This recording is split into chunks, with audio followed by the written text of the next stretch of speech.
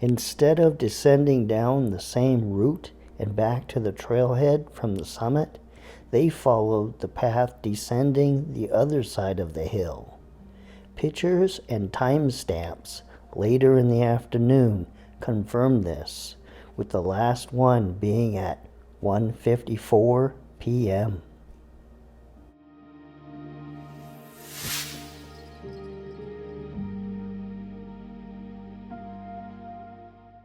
So the first thing to note is Lisanne's camera took photographs in a ratio of 4:3, 4 wide, 3 up. And some of the photos, either the camera is turned and so it's 3:4, or somehow the photograph was rotated 90 degrees. Okay, this is the first photograph taken with this digital camera. And this concept is so simple, it's actually hard to explain what I'm trying to get across. But all these digital cameras, they number the photographs starting on number 1, and then they go to number 2, and they keep numbering the photographs on forever, for the life of the camera. And it has nothing to do with the SD card that they're recorded on. And I'll come back to that momentarily. So this photograph was taken with a Canon PowerShot model that was a few years previous to Lisanne's digital camera. And if we look at the info, you can see that it's a Canon PowerShot A2300, and you can see that the photo is IMG0006, the 6th picture snapped with this camera. Now the SD card, it saves the photographs in different sections, but it doesn't number them per se. It records them as the number that the camera took.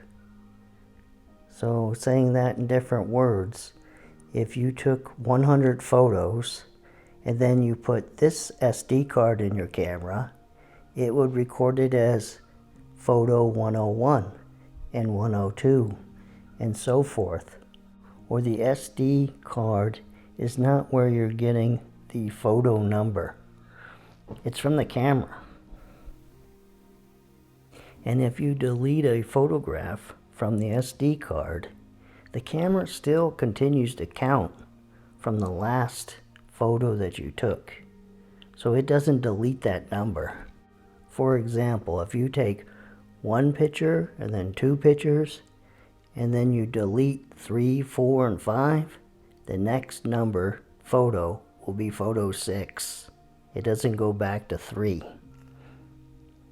Now if you go back with the camera and delete a photograph, it doesn't really delete the photograph. What it does is the first few bits of the photo data, sometimes just 1 bit in the old days, it changes it from a 1, that there's a photograph there, to a 0, that there's no photograph there.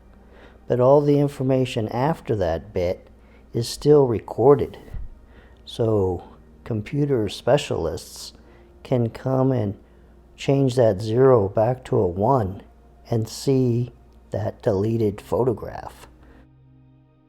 Now, one thing that hasn't been mentioned is if you delete a photograph right after you've taken it, I believe the camera will record that information right over top of the photograph that you just took.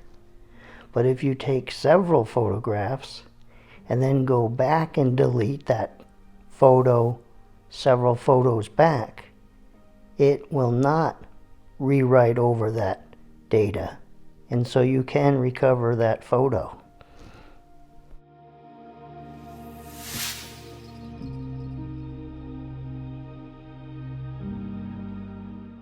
So the last photograph on Lisanne's SD card was this number 508, taken on April 1st, the day that they went on the hike, at approximately 1:54 p.m.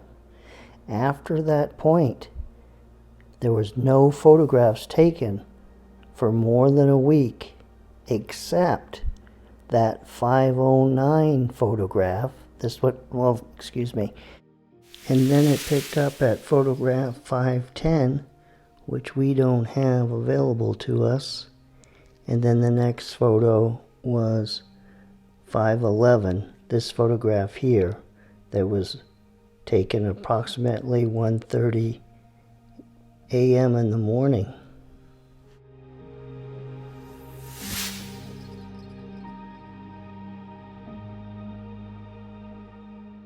It could be a deletion by the girls, a technical error, or a later mistake by investigators. We can't know. There's no definite sign of foul play in that alone. But after reading that to you, I don't know. It seems like to me that it had to be erased by a computer specialist, because it would still be on that SD card with just that one bit changed from a 0 to a 1. And just for the record, Dutch specialists have tried to undelete the missing photo, which usually is not a challenge when an image is manually deleted, because pressing the delete button does not mean that the whole file is erased. However, experts failed to recover the missing photograph, and it would be impossible for the camera to skip a number by accident when shooting pictures. Did someone connect the camera to a computer and erase the photo to make it irretrievable? The hair photo was likely accidental. Chris just got in front of the camera between shots. There was not a lot of time between the three pictures, but what can be seen of the hair picture is that the camera had the time to focus on Chris. So that's information, but the fact it was taken so close to the previous picture and the next pictures seems like Chris just got in the way.